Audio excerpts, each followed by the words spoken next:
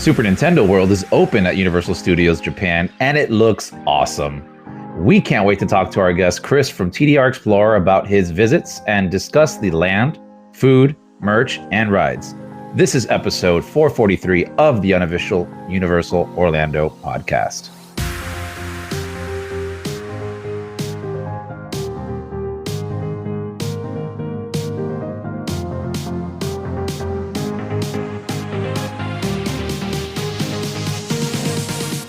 Hey everybody, welcome back. We are super stoked for this episode. I think we hinted at it last week.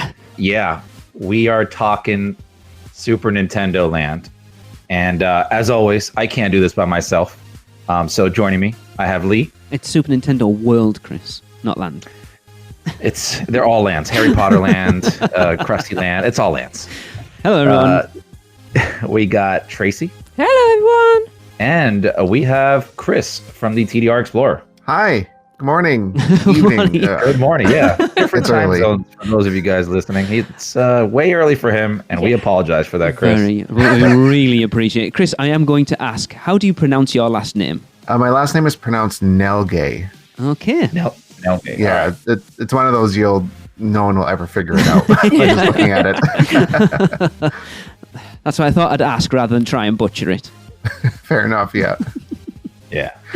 So yes, thank you, Chris, for joining us. We're super excited to start talking about this. Obviously, you have been to the land, and you got to experience things a couple times. And I think we should just jump straight into it, right? So if you want, start with the land and the interactivity with the bands and all that. Yeah. Oh, goodness. There's so much. Wow. Okay. There's so much with just this small land, I guess. It was a lot more than I expected, to be quite honest, with it. I don't know. Should I just start with just walking into the land? Yeah, because how that works? Because Universal, I think even you look at the last couple of lands that have been built in sort of major theme parks with Galaxy's Edge and now Super Nintendo World, that big reveal, or even like Volcano Bay, actually at Universal Orlando, that reveal has become such a part of walking into an area in a theme park now, and Super Nintendo World looks no different from those. Yeah. And from your video, like the portal and, well, you can get into it, yes. but that portal looks like it's literally a portal to another world. Definitely. It's really funny with the entrance because it's this walkway that's sandwiched between Waterworld and Jaws. So it's really understated. So if you don't know it's there, you're gonna kind of miss it, which I think is kind of funny. Yeah. And it's this walkway, and as you're walking up the walkway, you can hear these faint sounds of coins and things like that as you're walking up. And when you're paying attention to the ground, you notice that there's points on the ground. And at first they just look like random numbers, but then eventually they turn into dates. Yeah. And it took me a minute to figure out what these dates were.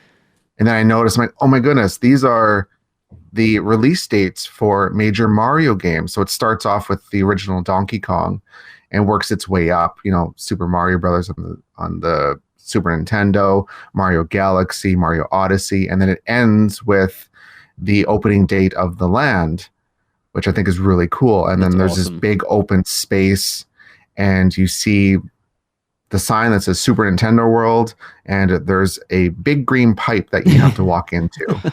So awesome. And the photo op at the beginning as well, which is pretty cool. Yeah, that was a lot of fun. I like that there was these false backs on it, so you can kind of look like you're going in the pipe or coming out of the pipe. I think that was really clever. The one thing I haven't been able to figure out, though, is I think the soundtrack at the entrance is an original score. Okay. Because I couldn't place the music anywhere, because as soon as you hear it, it's Mario, but I couldn't place if it was from a game or something. So I think it's an original score.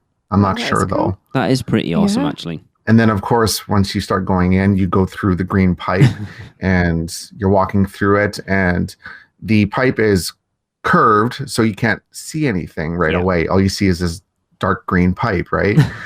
And you're walking through it, and then all of a sudden, halfway through, you hear that iconic groom, groom, groom, going, Wow. going through the pipe. And Cool. once you get to the end, it curves, and then you're inside Peach's castle.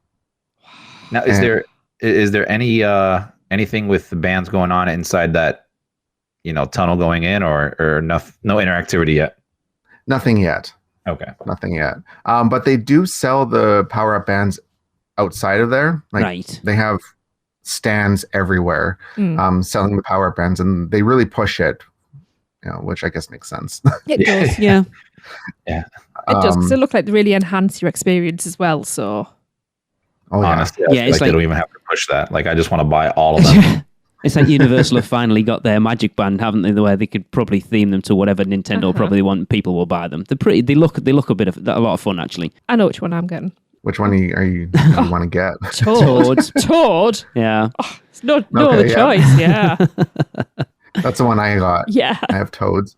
Yeah. I was actually told yesterday that I think Princess Peach and the Daisy ones have been selling out. Really? Okay.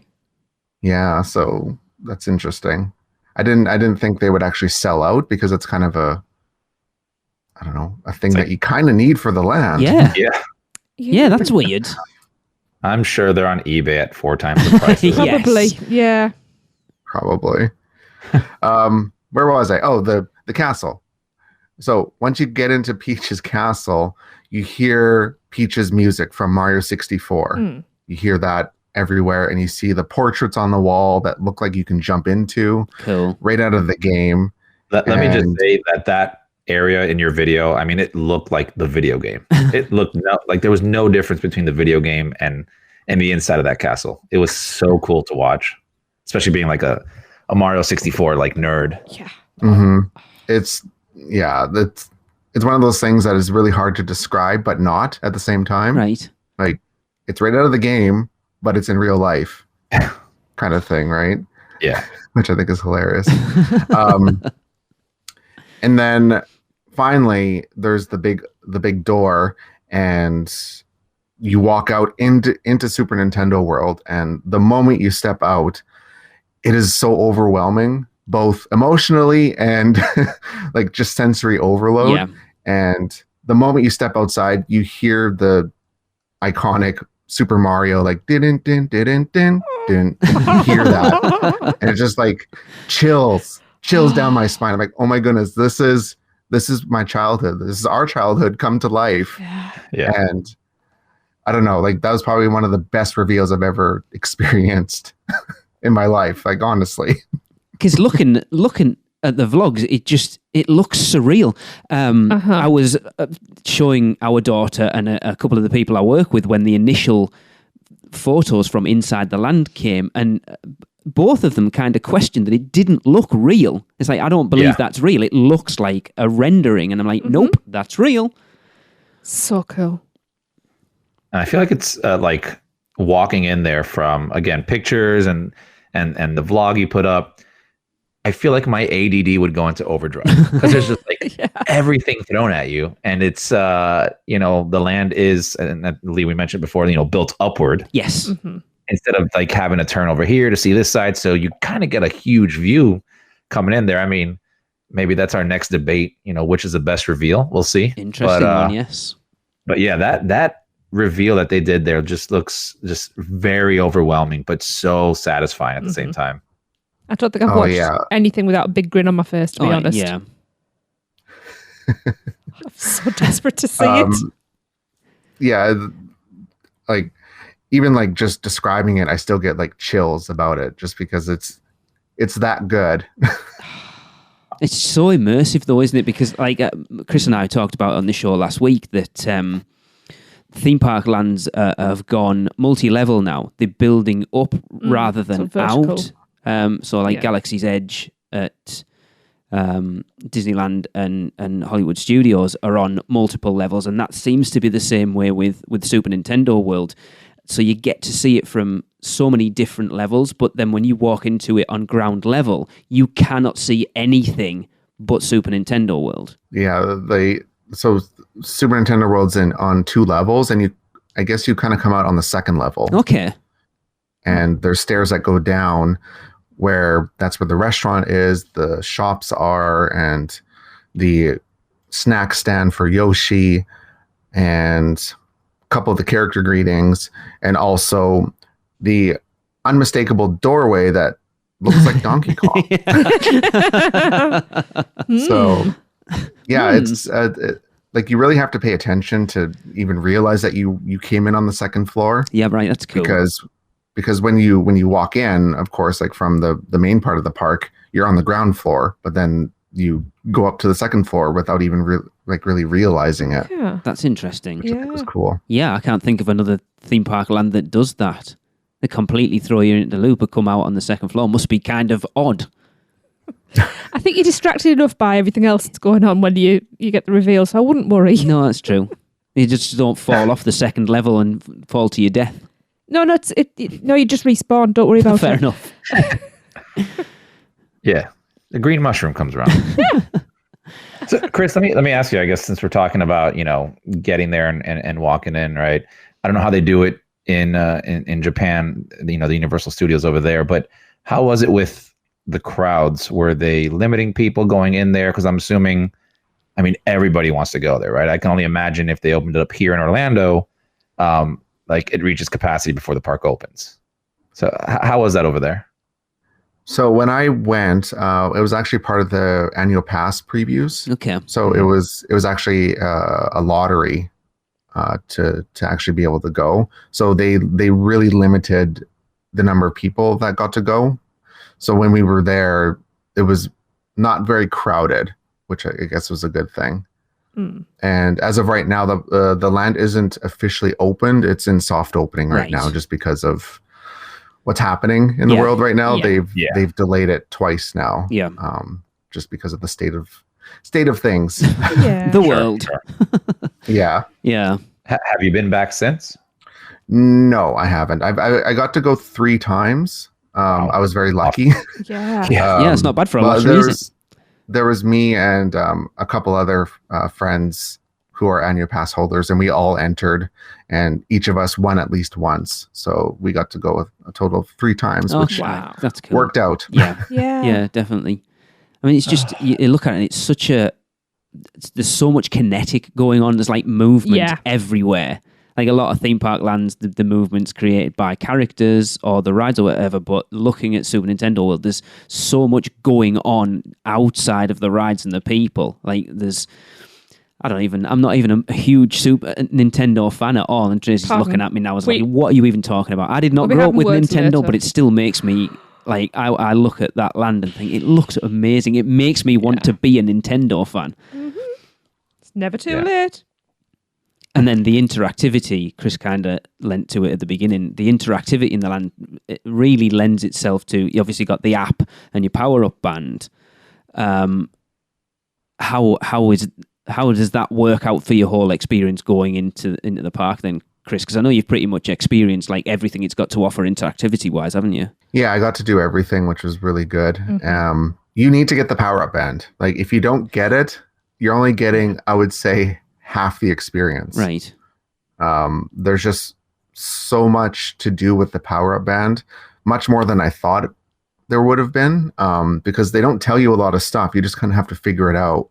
Okay. And it makes sense because it's Nintendo. They're a gaming company. Mm-hmm. So what they did with this power-up band makes so much sense. So really quickly, you buy the power-up band. There's a QR code on the back of it, and you scan it into the official app, and then you set it up with like selecting your character. So if you bought the Toad power-up band, you get Toad in the app, so it kind of corresponds to the character that you bought on the band, and then you put your name in there, and then it keeps track of all the coins that you collect, all the stamps that you collect, which are effectively achievements. And you get to look at the leaderboards on there because that's what the coins do. The coins help you go through the leaderboards, which doesn't do anything but give you bragging rights. But you don't win anything. No. Hey, everybody loves bragging rights. Oh, of course. Yeah. And being able to punch the blocks is so satisfying. It is so satisfying. Like, if you can reach the block, you can interact with it, and they're scattered everywhere. And the amount of coins that you get are random. Sometimes you'll get 1, sometimes you get 10, sometimes you get nothing. Okay. That's which is really cool. That like resets each day, right? You know what? I never paid much attention. I just hit them as I went. I was like, I'm gonna hit everything. There's even this achievement to hit every single block in the land. Okay. Wow. How many is there, Chris? Just a sort of random guess. How many do you think? Probably at least 30 or 40. Wow. I would say. Wow. Okay. There's a lot everywhere. They're outside, they're inside. There's also these little hidden touch points that it's a circle with an M on it, and it's usually kind of hidden. And when you find it, you tap your band, and then this 8-bit character kind of appears on the wall or wherever it is. So awesome. Yes. Those are hidden everywhere. Like I found one in the back of the merchandise shop, and the only reason why I found it is because I heard somebody interact with it and it made a sound, because otherwise I never would have noticed it. It was very well hidden. Yes. Yeah, because they don't. So awesome though. They don't look like there's anything there. You wouldn't, if you didn't see the M, you wouldn't. It doesn't look like you could tell there was like a lit up pixel thing behind it. No, not at all. I had to see somebody do it for me to figure out what it was, because I didn't really get it at first. Yeah, for all the different blocks, obviously there's the coin blocks, but then there's also there's music blocks from the games. And you have to hit them in a certain sequence to play a certain tune. And there's even blocks like inside the Yoshi's Adventure queue that you get to interact with. And it has like obviously the music and the sound effects from the Yoshi Island games. There's just so much. I can only imagine that they have, it being Nintendo and a gaming company, like hidden Easter eggs that will be like discovered years from now. Oh, probably. It has to be. Yeah. Oh, I would have thought. Or like people going to the land doing a speed run on all the blocks or something. Like, yeah, see, the quickest time things to I hit think them of all. when I think of Nintendo. I'm like, I can only imagine they put that together here. Yeah, because it was even cool, like watching you do the key. Oh yeah. Interactive things to get into the Bowser's Castle to do the Bowser Jr. thing, and that was, you talk about a video game company. That whole experience going in to do the Bowser challenge was really cool. Was it as cool as it looked? Because it did look a lot of fun. It was a lot more fun than I thought it was gonna be. When I read about it, I'm like, okay, this sounds okay. Sure, I have no idea what to expect. So I collected all the keys, and to collect these keys, you obviously need your power-up band, because that's how it keeps track of it. And if you don't collect the 3 keys, you don't get to do this attraction. So that's kind of an interesting design that they chose for that, which I guess, from a video game perspective, that makes sense, right? You got to collect the items to be able to get to the next level. But it's interesting to have a theme park land that there is something in it that you will not get to do unless you complete these 3 tasks beforehand. Yeah, I thought that was an interesting choice. I guess we'll see how that works out when the masses are doing it, right? Yeah. But these mini games aren't exactly hard. Yeah. As you guys saw in the video, the 3 I did, one was I had to crank this wheel to make the Goomba fall over. So that really wasn't all that hard. It's just fun. Then there was the other one that was a little bit harder, where you had to hit the POW block at the right time. So that one would go off, and then it would hit another one, and then it would hit the third one, and then as long as you timed it right, it would hit the shell, and the shell would go upwards to collect the key. And then there was this weird Piranha Plant Panic game, which I had to do twice, because the first time I actually failed it. It did seem a bit odd. It just with the did, alarm clocks. Because you kind of looked like, I have no idea what I'm doing. I'm just running around hitting these clocks, and we'll see what happens. Pretty much, that's all I did, because they just said just hit the clocks as fast as you can. So that's what I did. Okay. It worked out the second time around, so I don't know.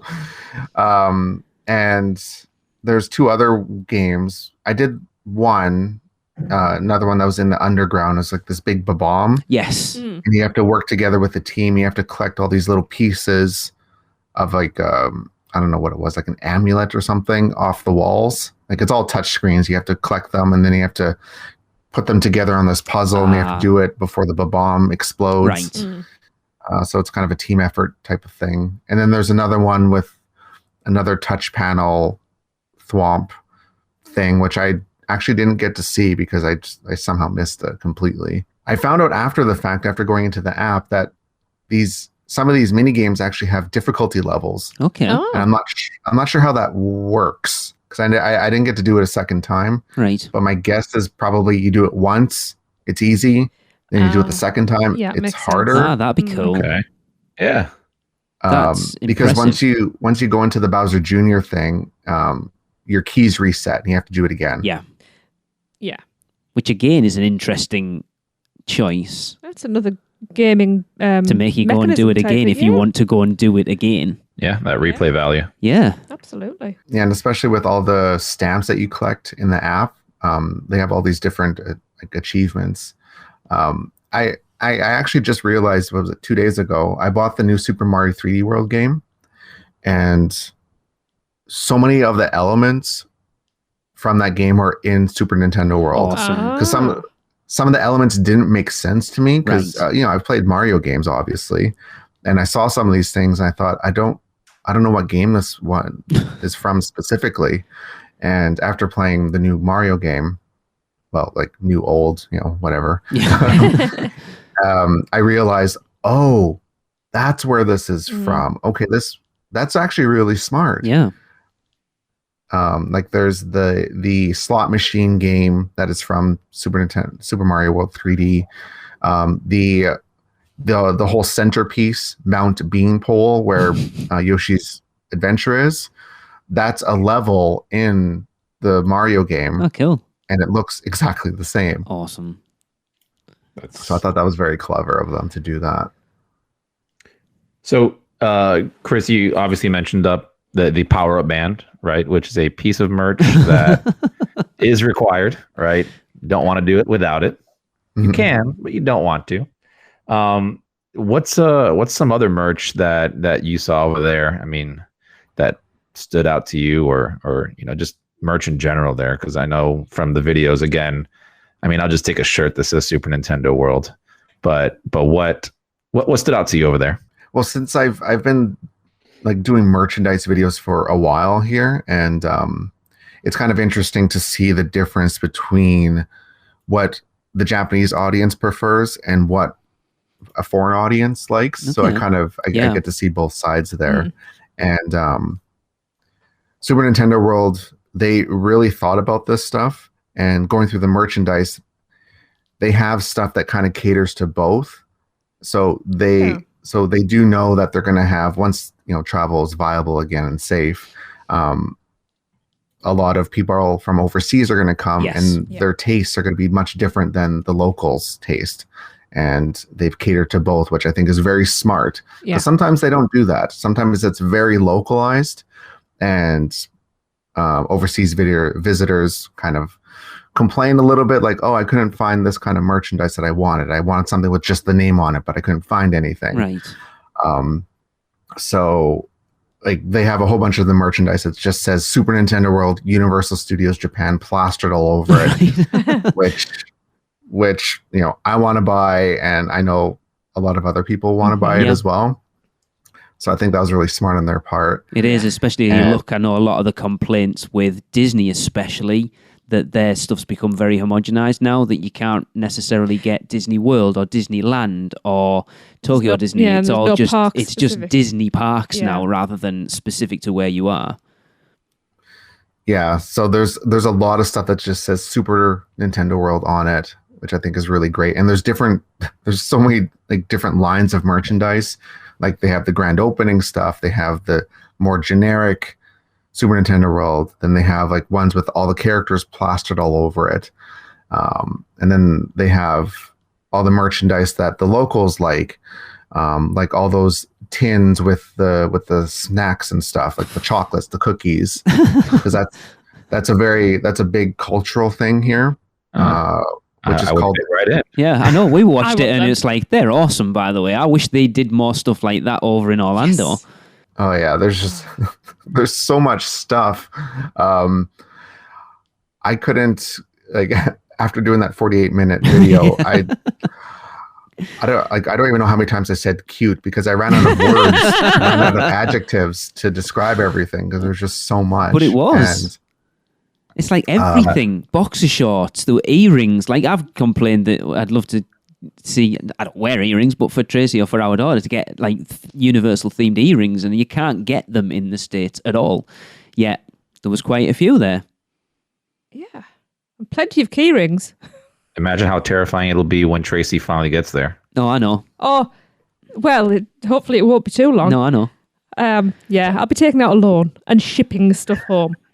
And it wasn't badly priced. I mean, I don't know how Japan compares to the US as far as prices, but like as a rule, but at, like theme park prices, the shirts seem to be about the same price as they would be in the States. Everything seemed very comparable to how much it would be in an Orlando theme park. Yeah, the prices are pretty comparable. Like, it's not too bad. It's just kind of what you expect in terms of pricing. So it's nothing like overpriced for what it is. Yeah. and the stuff looked really good quality as well. Yeah, that's one of the things here.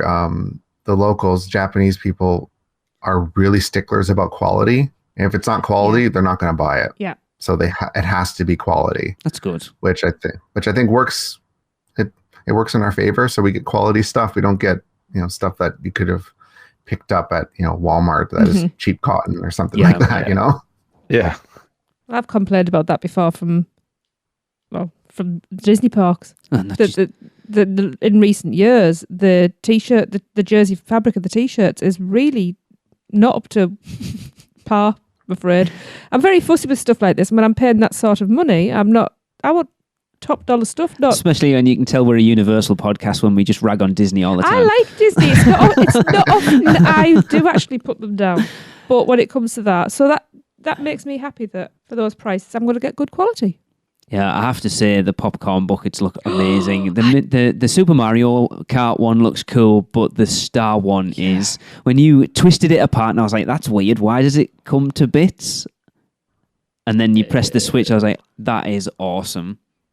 I don't even like popcorn, and I'm having one. It's like a big Flavor Flav thing to wear around your neck, isn't it? Although, can we please address this mushroom flavour popcorn, though? Chris, have you tried it yet? I didn't get to try that flavor in particular. Unfortunately, I ran out of time. There was just so much to eat. But I did get to try the caramel peach. So there's the caramel peach and the mushroom cream, 2 different flavors. It's weird. The caramel peaches tastes what you think it would taste like.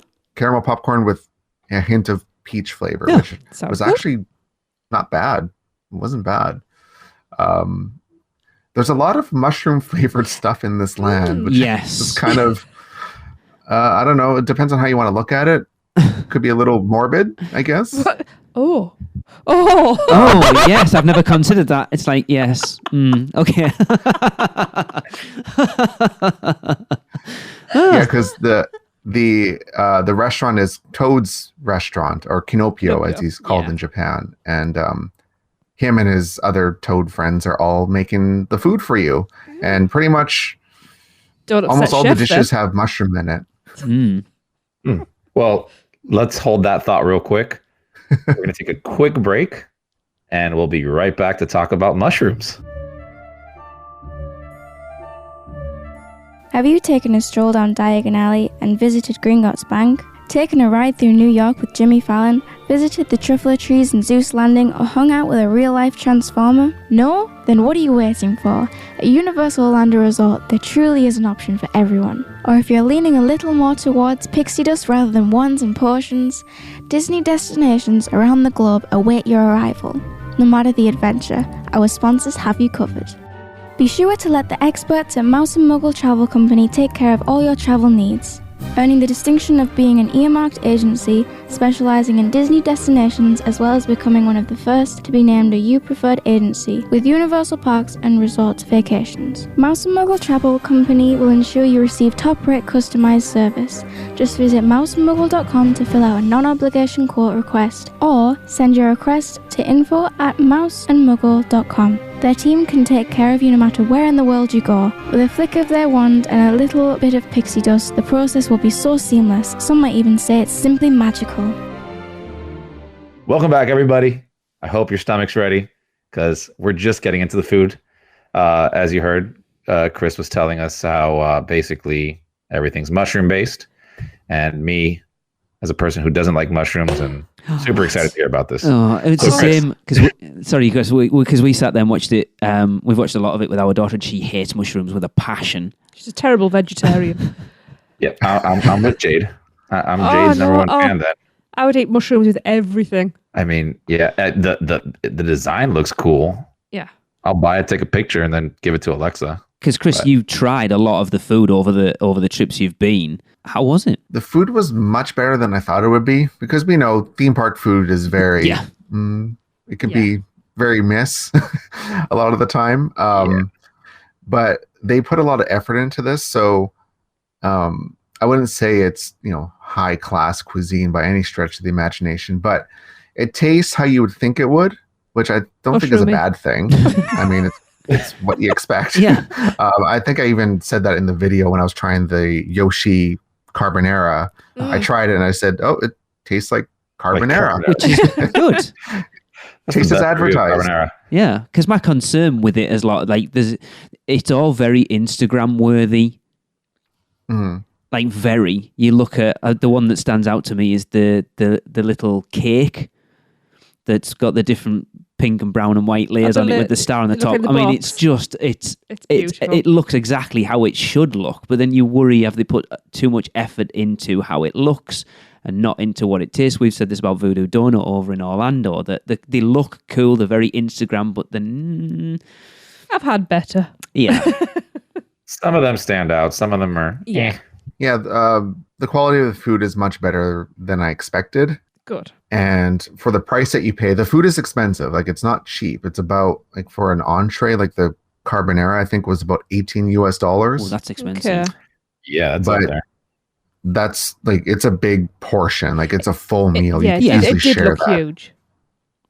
And Chris, are like mushrooms like big in Japan? Is that like a staple item, like when it comes to like food dishes, or is it more for theming of the park? I'd say it's more the theming. They really leaned into the theming thing, and a lot of people were commenting on the mushroom thing because a lot of people don't like mushrooms. Yeah. Mm-hmm. And I think they'll adapt that for the US once it moves over, like how, whatever they decide. I don't think it'll be that mushroom heavy. No. Because the thing about Japan is you can't really customize food. They won't do it. Right. You get whatever you get. Okay. So I know that's going to cause some issues for people, but that's just how it works here. Yeah. Even if you have an allergy, they'll tell you to order something else. Wow.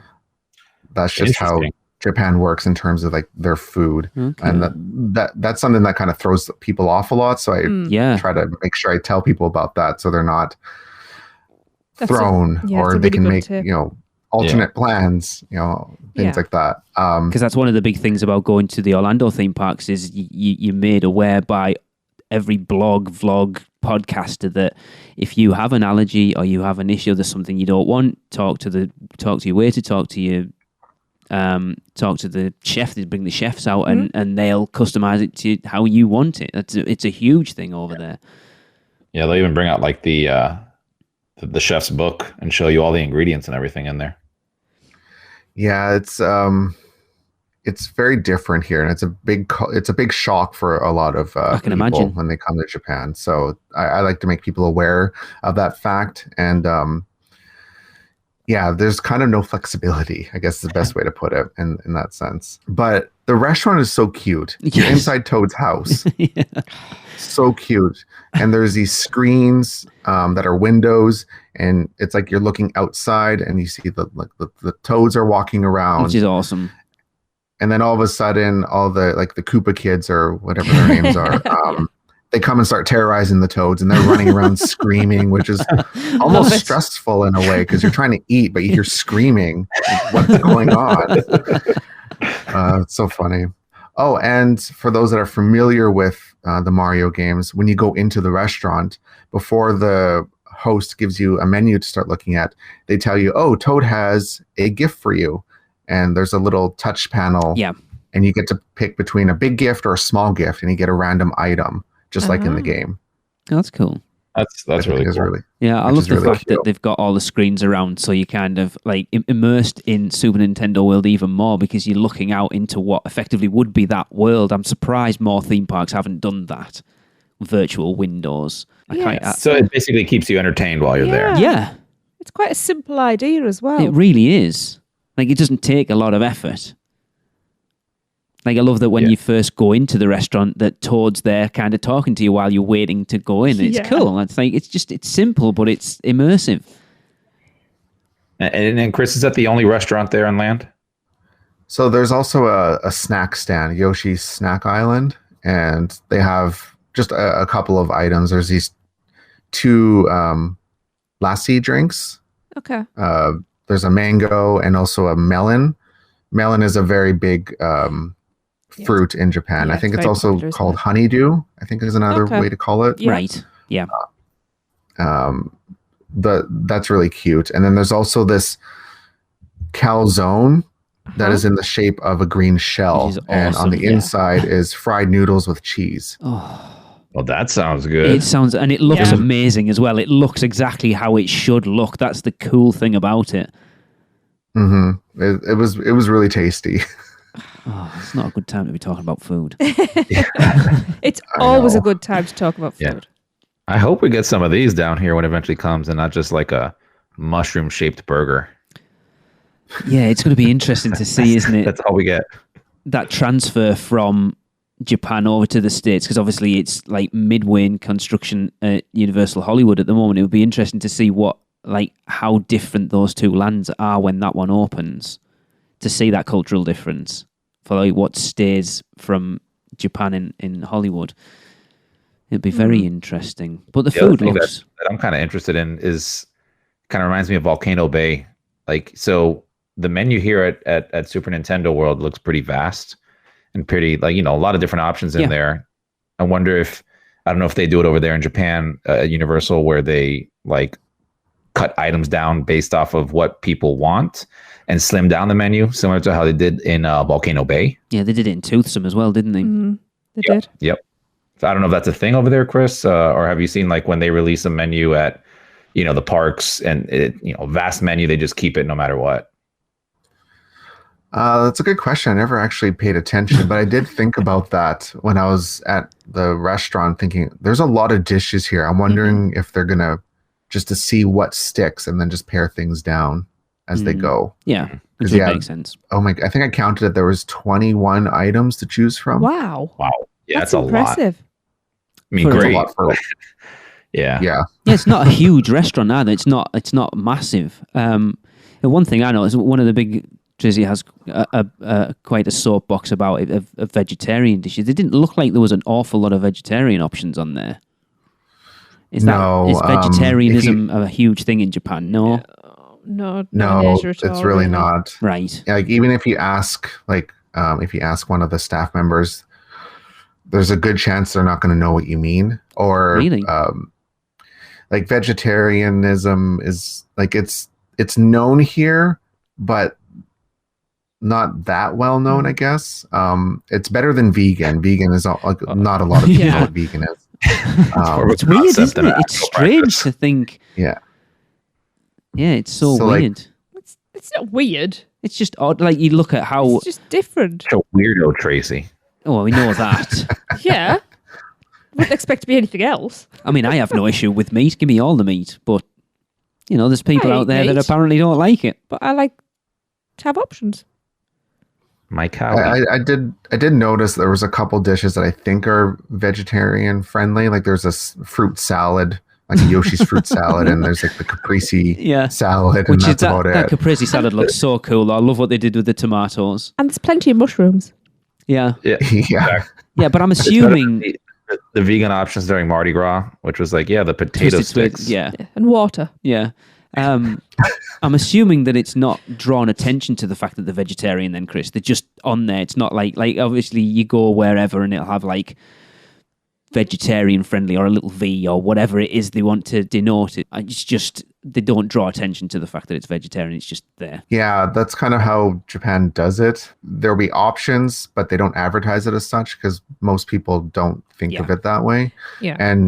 But you kind of have to be careful too, because sometimes they do sneak in stuff in there. Like if it doesn't specifically say vegetarian, there's a chance there might be something in there. Like a good example is like this isn't for the Mario cafe or anything, but some places will have like fish broth that is used in some of their cooking, which you can't taste, but it's in there, and you won't know unless you asked. Right. And then sometimes, just some of the ingredients that they use. Good example, I guess, is this is a Disney example, but they have a vegetable curry. Okay. But it's not vegetarian because in the curry sauce there's actually little bits of pork. Because the main part of it is all vegetables. They call it a vegetable curry. Yeah. And a lot of people would probably get caught out with that. Yeah. Because you'd see vegetables so and think, oh. Things like that happen in this country. Yeah. Things like that happen everywhere, to be fair. Yeah. Yeah, I mean, I have no issue with it. I wouldn't be bothered if I wouldn't buy the vegetable curry in the first place. I'd be looking for the meat curry. So it wouldn't be an issue. Fair do. All right, so we've been talking a lot about food, but I think we should jump into the meat and potatoes. Oh, all right. Nice. The rides, right? So we got 2 rides, and I thank Universal so much for making easy names this time. Right? Mario Kart and Yoshi's Adventure, right? So let's I think we should just get straight into Mario Kart. Really? You don't want to save the best till last? See, I don't. Fine. Go on. No, it's fine. It's up to your hosting, Chris. It's up to you. You know what? We're going to Mario Kart because I've been waiting this whole interview to ask questions. Okay. Chris, tell me this isn't just a Men in Black 2.0. Oh, there's a big pause there. And that's what hurts. Let me counter that with Chris. Tell me this is Men in Black. I'd be happy with that. I love Men in That's Black. my favorite ride. So I guess like I've had a lot of time to mull this over. Of course, I've seen people's comments online from watching the POV videos, which I don't think is a good representation of it, obviously. Yeah. And as someone who's actually written the ride, I got to do it 3 times. It's effectively, it's a video game that's a slow-moving dark ride. Okay. I guess is the best way to describe it. And I know it's going to disappoint some people, but I still had a lot of fun with it. If you were to ask me, is this the best ride ever? No, unfortunately. I wish it was, but it's not. But it was still a lot of fun for what they did with it. Like you get to do Mario Kart in real life. Like, come on. What's not to like? Yeah. And I know you summed it up in your video, I think. Like you just said right now, right? It's not the best ride in the world, but it's fun and that's what matters. Yeah, I think we watched your initial reaction from riding it and from kind of watching your reaction, it felt like you wanted to love it so much. And you were kind of, after that first ride, kind of going, it was a lot of fun, but there was always like a but. It's not as good as I wanted it to be. Yeah. Yeah. The queue, though, talk about the queue really quickly. The queue was phenomenal. They did such a good job with that queue. It's ridiculous. I loved it. Yeah. Universal know how to do a queue. I think that huge, that Bowser statue is just ridiculous. Yes. And the music, like you hear all the music and stuff, like that's kind of what sells it for me is all the different music, because that just like instantly transports me back to the early 90s playing Mario Kart in the summer with my brothers. You know, like that's exactly how I feel when I'm going through the queue, and just all the details and stuff like that. There's just so much to that queue. It's ridiculous. Yeah. I have to confess to only babysitting a kid that I absolutely hated. He was an absolute brat. He really was. Because they had A Super Nintendo. for Nintendo. So you used to get locked in. I didn't really. You used to get sent off to bed, then that was it. I was on that console all night. It's only 4 p.m. Go to bed. Yeah. Memories. Yeah, that cube does look phenomenal, and the headwear also. Do they sell that? Because I want to buy It that. does look pretty cool. It just looks cool. Yeah, so the way they did the headwear, I thought was actually quite ingenious. So it's kind of in two pieces, right? Yeah. So there's the Mario cap that they give you, and it tightens and everything, so it sits on your head. And then the AR goggles are actually attached to the ride vehicle itself. Okay. So when you sit down and pull the lap bar down, you take the goggles and they slide onto the helmet, Right. and with magnets. Yeah. I think it's magnets. It must be, and it's kind of like you have this additional screen in front of your eyes, so it doesn't sit on your face like glasses. It's more sitting like in a front visor. of you. Yeah. Okay. Because I know a lot of people were concerned about that, especially sanitary reasons. Yes. It never actually touches your face. Okay. And of course, like if you have glasses and stuff, there's zero issues. I had no See, issues that's with good. it That's whatsoever. because that's my problem. Yeah. So, Tracy complains about 3D attractions and having to wear glasses over glasses and it being just a pain. And let me ask you, Chris. I know you mentioned in your video that it was a little blurry. Was that because of the glasses you were wearing, or that's just how the goggles are? It's not going to be like very sharp. It was a little blurry because I think everything was moving so quickly. okay. Well, relatively speaking. Yeah. Slow dark ride. Yeah. So I got to ride it 3 times. The first time I was so overwhelmed. There was just so much going on. Especially if you've played Mario Kart, it's chaotic. Yeah. Uh-huh. Yeah. The ride is just as chaotic. There's stuff on the screen. There's stuff like physically happening. You're moving. You're spinning. There's just a lot. It's just a sensory overload. So I was very overwhelmed. The second and third time I rode it, I kind of focused more on the screen to kind of see what was happening more. And it was a little more clear. So I don't know if it was me just kind of, I don't know, in a frenzy. I really don't know. Yeah. Or maybe I got a different pair of goggles or something. I'm not sure. It was clearer the second time around, I guess. Okay. That's good. So I'm not sure. Because I know you said after that second time, when you were concentrating on it a little bit more, that it made your motion sickness a little worse than it did the first time. Yeah, because I was more focused on the screen than the physical stuff. Yeah. So I wasn't super dizzy. Like I get really motion sick easily. I wasn't to the point where I was going to vomit or anything. It was just like, oh, okay, I'm a little disoriented, but I'm fine. Yeah, because you mentioned Forbidden Journey really knocks you sick, and I'll be honest, the one in Orlando makes me ill when I ride it now, and it's not good. You're getting old, dear. Maybe.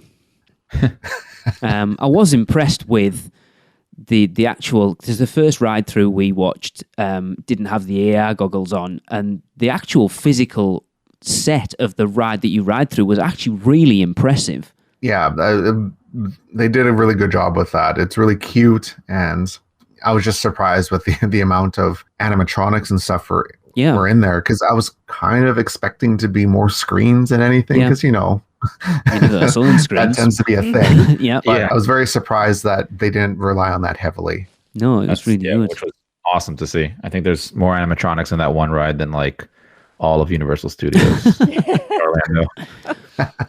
I guess for like the one, like, I guess harsh criticism I would have is at the very end when you do Rainbow Road, because it's kind of this like straightaway on the ride. I just wish it sped up just a little bit. Yeah. Like it kind of kept the same speed. I just wish like it just sped up like just a little bit, just a little bit. That area looked trippy too. It really did. Oh, yeah, I was like, where are we? What's going on? Are we flying? I don't know. I can't tell. I'm just going to hold on. I can never do that in the games. Rainbow Road just kills me. So the actual game itself then, Chris, how does that work? Because I know we kind of talked about it before when they showed the ride vehicles, that everyone's got their own steering wheel, and obviously not everyone can't steer the vehicle. Obviously the vehicle just goes along the track. How does the actual game element work? So there's some sort of steering element to it, where on the screen you'll see arrows will pop up in front of you, and everyone has to turn the steering wheel to that direction at this roughly the same time. Okay. And the more in sync everybody is, the more coins you get.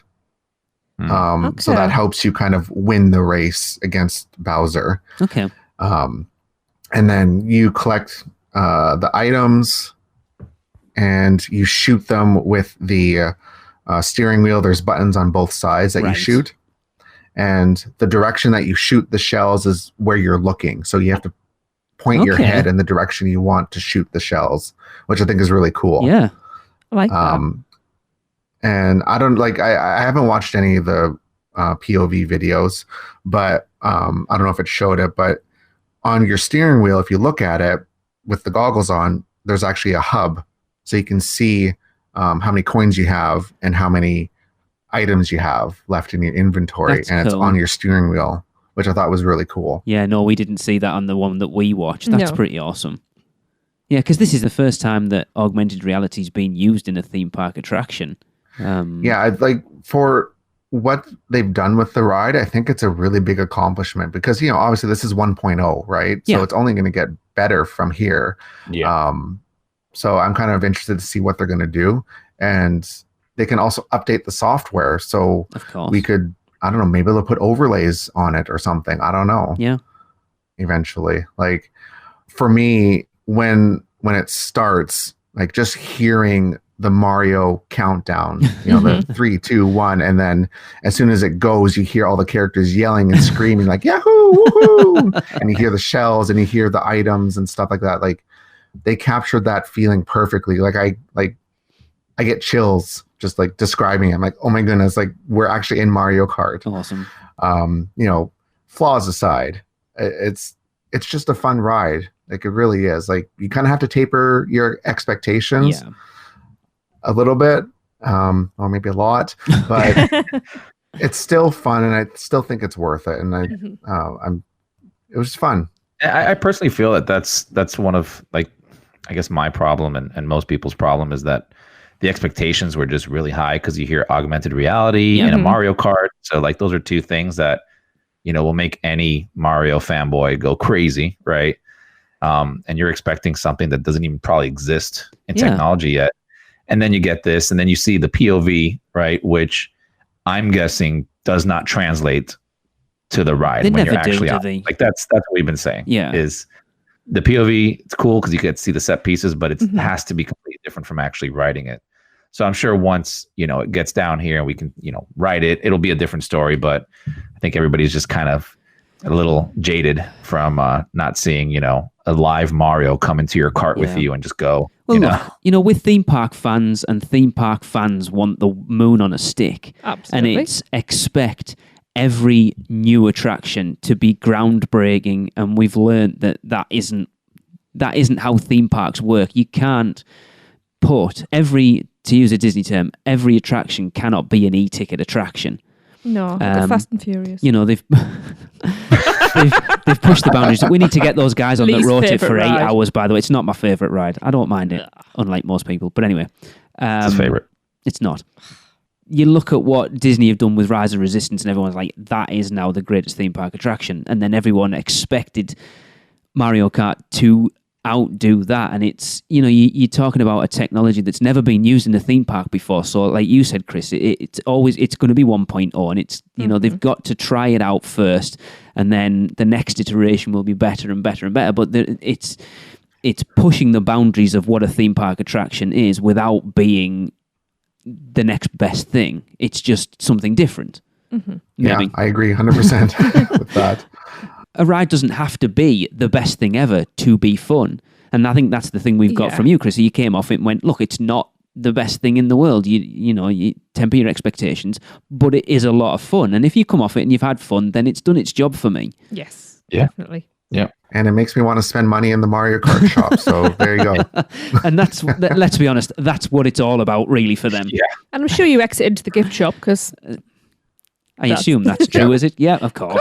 It wouldn't be a theme park if you didn't. There's a Mario Kart gift shop with Mario Kart merchandise. Yes. Wow. And Mario Kart on it. I want all of that as well. And I guess speaking of rides that don't have to be groundbreaking, the Yoshi ride is just an omni mover. Oh, That's all it is. So cute. That's the It's so cute. right there. Yeah. It is so cute. It's ridiculous. Yeah. Like I was grinning ear to ear the entire time. I'm like, what? Why is this so cute? Like, I know this ride is not the greatest, but I can't help. Like, there's Baby Mario, there's Yes. Captain Toad, there's all these like Yoshi's Island sounds and everything, and it's so cute, and you get to see the land from a different perspective. Exactly. So you get to appreciate the landscape, which I think is fantastic. Yeah. It sucks in the rain, though. I'll tell you that much. Okay. It rained the first time I did it. But another thing I forgot to mention was the power-up bands work with both these attractions. There's actually achievements. Okay, that's them. cool.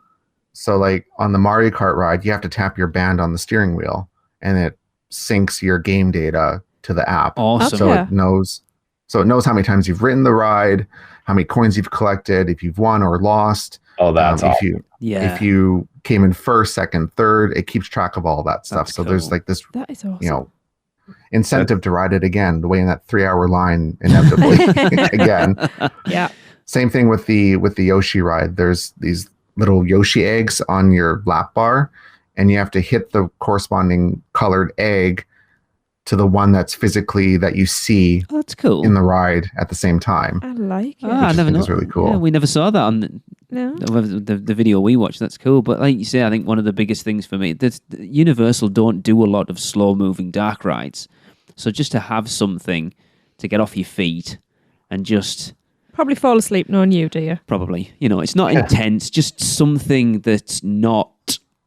Just to take a breather. Yeah. Because Universal relax a parks bit. don't really afford you that much. It's all about go, go, thrill isn't it? and all the rest of it. And there isn't those attractions just to give you a break from everything. And Yoshi looks like, I thought one thing I did notice when we were watching the video last night, I thought was interesting, that there are green, like plastic boards in between the vehicles spaces, to aren't cover there? the track over. So it's not trackless, but you can't see the track, which I thought was actually very simple but quite clever. Yeah, very effective. I wonder if that also has to do with weather as well. Perhaps, yeah. Possibly. Because it does rain a lot. Yeah. I have no issues with it. I mean, it reminds me of Seuss Trolley, and I enjoyed that. Yeah. So, Who doesn't like that? and Chris, like you said, if it's that just visually, fun to ride, then there's nothing wrong with that. And again, Exactly. a bit of kinetic in the park because it's up on the top level, if you're down the bottom, it's just something else going on around the park to add an element of movement to the park and just make it like it's not a bog standard static land. Yeah. And you can just point and laugh at all the peasants that aren't riding it, And I know we haven't do covered that. it quite yet, but just getting to the end, the meet and greets look pretty awesome as well. Yes. You probably saw my vlog. I was freaking out over Peach because I wasn't expecting that. Yeah. I didn't look at this stuff ahead of time, so that was a legitimate like shock and surprise to me. I'm like, what? Peach is over there? You can meet her? So that was like the first thing I did was get in line to meet Peach. Yeah. And what surprised me was she talks Awesome. in English. Wow. Okay. Her eyes move and her mouth moves and everything. Now, is it an interactive talking or just like set phrases? It was set phrases, Right. so it wasn't anything like. Okay. Yeah, That's it was just like, magical "Hi, how enough. are you? Let's take a picture together. It's a That's nice day cool. today." Like things like that. Yeah. That's still better than the awkward, just head movement. Yeah. Like, okay, Yeah, know I what never you know want what to from do. me. Yeah. Yeah, the weird meet and greets are odd, especially when you've got kids who aren't really that outgoing and you don't know what to do, and they can be very, very awkward. Or when you're using the kids as an excuse to meet a character. The kid doesn't want to go, and it's like, oh, I need to. yeah. That's never happened to me. Because Toad is so, to use your word, Chris, the cutest meet and greet character I think I've ever seen in a theme park. I had to like squat just to get my picture with him. He was so short. How did you not just throw him over your shoulder and run away? Because he's so I know, right? cute. I just kind of wanted to pick him up and hug him and like, okay, we're gonna go. You're coming home with Yes, me. I'm adopting you now. We're leaving. And then Mario and Luigi as well. They do speak. Yeah. I couldn't hear them when I did it, so I'm not. I don't know if something was maybe not working that day or something, but it was hard to hear them. But all the character greetings have achievements as well. Okay. So I don't know at what point they figured that out, because I know with the Mario ones, they tell you to punch the blocks afterwards. So maybe it figures it out that way. But with Peach, the photographer like scans your band. Right. Uh-huh. That's awesome. I mean, just adding more interactivity into the parks. Yeah. It's giving people a reason to do everything in the park. Rather than, I won't bother doing that. It's like, I need to do that because I need to get the achievement for it. Explore, explore, explore. Yeah. I wouldn't be surprised if somebody did like a Twitch stream. Like, we're collecting all the blocks today, guys. Yeah. Mm-hmm. Yeah. One last thing, Chris, because I'm getting ready to wrap up. So we've commented before how small the land looks. Does it feel as small as it looks when you're in it? No, it doesn't feel that small. It might be a different story once the crowds are there, because when I was there, it wasn't very crowded. So it might be a different story when there's more people in it. But for the most part, it felt bigger than it looked. Okay. Which I thought was interesting. All right. Well, I think that's gonna wrap it up for us. Chris, first of all, plug all your social medias and also your YouTube channel where everybody can check out your videos on everything we've been talking about today. Sure. You can find everything that we talked about. It's up on our website at tdrexplorer.com. And we're also under TDR Explorer across social media, Twitter, Instagram, YouTube. Go watch our videos on the YouTube channel. Yes, do. I'm blown away by the amount of people that have watched it. I think it's over 3 million collectively views on all of our Super Nintendo World videos, which is insanity to me. I did not expect that. They're really engaging videos as well. They did a great job covering all of it. So I mean, that makes sense. I said to you, Chris, that you have a passion for it. You can tell you're not just doing it because you want to do theme park vlogs. You actually enjoy this stuff, and you get excited over. As we said this before we started recording, you get excited over the tiniest little details. I think that comes across, and it makes it a better experience to watch because you're not just someone covering the land, that you're actually enjoying covering the land as well. It humanizes it. Yeah. Oh, well, thank you. I was trying not to burst into tears sometimes, like during the video. I'm like, okay, don't cry. Like, there is no shame in tears. There is no shame in tears. Anyone who knows me knows that. I couldn't talk for the first 10 minutes we entered Hogsmeade for the first time. It was a lovely 10 minutes. Lee is the spokesman for that. Yes. But yeah, we appreciate you coming on and kind of going through this with us. We're all super excited to go ride rides over there and see everything and do all that. So, hopefully it comes here sooner rather than later, or just Tracy, you just go over there and do it. Well, it's I'm not going to be happy if she gets to go over there and I don't. I'm good. Whatever. You're giving her motivation. What are you doing, Lee? But yeah, so we will end with another listener submitted Universal Is. And Chris is actually going to supply this one. But if you want to be involved, all you have to do is send us what you think Universal is in 3 words or less to podcast@uuopodcast.com or send via Facebook, Instagram, or Twitter. And we will end the show with them. Chris, over to you. Universal is... I'm going to change my answer. I wrote something down before, but I think I'm going to make it very simple and just say, let's go. Awesome. See you guys next time. Guess that wraps things up for another unofficial Universal Orlando podcast. You guys did all right. Follow us on Facebook, Instagram, Twitter, YouTube, and Pinterest, keyword UUO Podcast. Listen and subscribe to us on Apple Podcasts, Spotify, Google Podcasts, Stitcher, or anywhere podcasts are found. You can find our blog at uuopodcast.com. Send us your spews, which Lou gets your poo recordings, questions, or comments to podcast@uuopodcast.com. Check out our friends, the Theme Park Duo, and our awesome sponsors, Mouse and Muggle Travel Company. So, until next time, don't give up your day job. Say cheese. See you later.